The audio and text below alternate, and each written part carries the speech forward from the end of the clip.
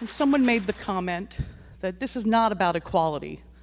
Well, yes, it is about equality. Washington State Representative Maureen Walsh joins us now by Skype. Her emotional support of marriage equality went viral earlier this year, in part because it's rare to hear Republicans support such legislation. The bill passed, but is now being contested as a statewide referendum, and last week Walsh appeared in an ad supporting the referendum. Before we get to speak to Ms. Walsh, though, let's take a quick look back at some of that 4-minute speech that helped galvanize the debate back in February. You know, I was married for 23 years to the love of my life, and he died 6 years ago. And, you know, I'm a lonely old widow right now. I'm 51 years old, looking for a boyfriend, not having much luck with that.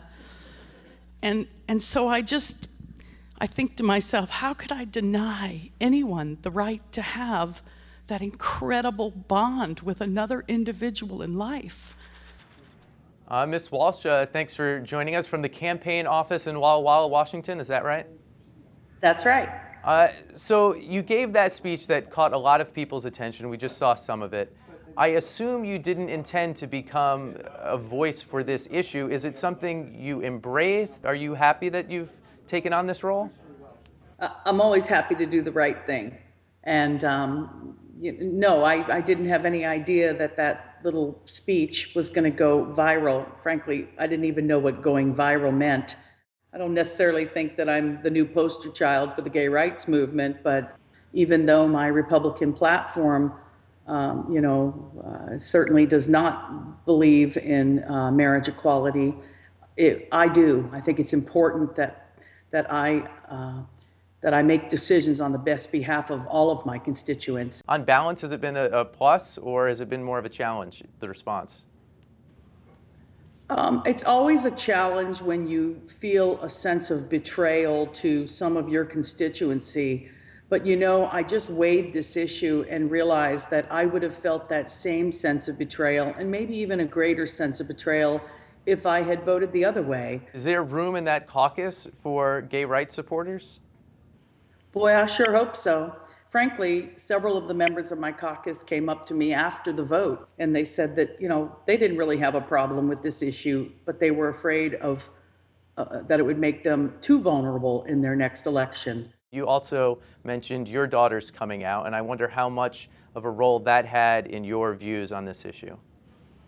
Well, I think it may have strengthened my convictions, but I just don't think that I've ever presented myself as being the mouthpiece for the far right-wing Christian conservative part of the Republican Party. And frankly, I've tried to bring us back to where the Republican Party used to represent, which is freedoms, liberties, less government intrusion in folks' lives.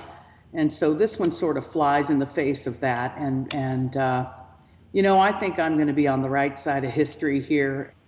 I was raised a Catholic. I live my life by the teachings of the Bible, but I think once I'm put in this role as a government representative for people, that I really have to steer clear of legislating from biblical passages. Finally, 1.5 million people not only saw your emotional appeal for marriage equality, they also saw you mention that you'd had trouble on the dating scene. And I wonder if the video has prompted any responses.